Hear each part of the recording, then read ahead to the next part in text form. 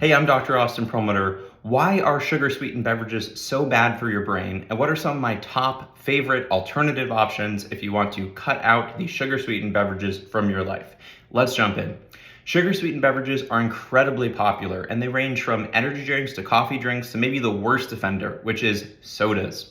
Why should we care? Well, sugar sweetened beverages are linked to weight gain. They're linked to dying early. They're linked to cardiovascular disease, but they are particularly now being understood to correlate with brain diseases. So that means everything from depression to dementia, where recently we've learned that consumers of high quantities of sugar sweetened beverages are actually at a 34% increased risk for developing dementia.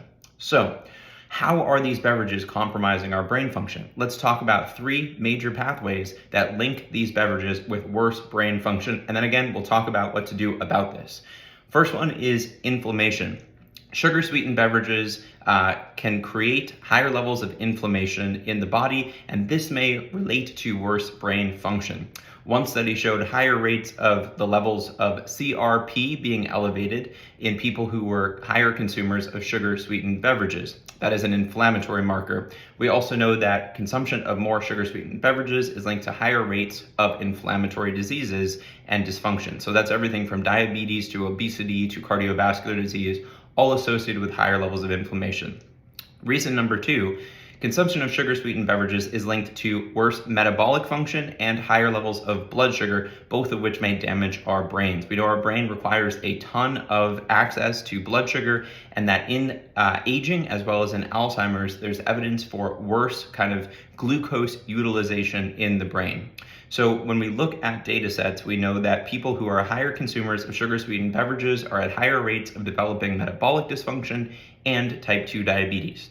And the third reason why a person should consider avoiding these sugar sweetened beverages as it relates to the brain is that consumption of these beverages is linked to worse vascular health. Now, we often talk about dementia, sometimes we talk about depression and mood disorders as it relates to brain health issues. Stroke is a huge risk factor for worse brain outcomes. And so we don't want to have a stroke. One of the variables associated with sugar sweetened beverages is a higher risk for developing stroke. And in an interesting study, it was less than 20 people, but they gave these people either water or sugar sweetened beverages, and they found that the people who had been given the sugar sweetened beverages had data from their blood vessels showing worse kind of vascular compliance. There are other mechanisms at play here, so there could be increases in reactive oxygen species, there could be increases in problems in the gut, both of which relate to sugar sweetened beverages and may connect to brain health. But I would really say inflammation, metabolic dysfunction, and vascular dysfunction are three of the most important. So what do you actually do about this? You know, it's really easy to say sugar sweetened beverages are bad for you. It's a little bit harder to ask, what should we do instead? I recommend that if you are looking at kind of the flavor, you like the effervescence of something like a soda, that you look at a sparkling flavored water. Now, there's a lot of debate as to which flavors are best. Are natural flavors good? Should you look at some alternatives as it relates to sweeteners here? But I would really say if you can look at a unsweetened flavored water, that is a much better bet than a soda. Now, if you're looking for caffeine, you can find unsweetened coffee. Yes, that is a thing.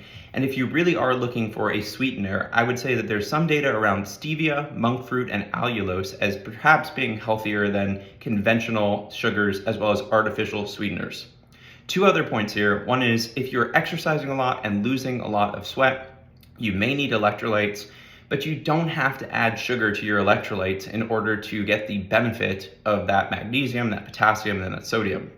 And then the final thing I would say is consider bringing your own drink supply with you when you go out during the day. If you have your own drink with you, you're far less likely to fall victim to whatever you can find in a vending machine, or to be tempted by that coffee shop's triple macchiato with tons of added sugar.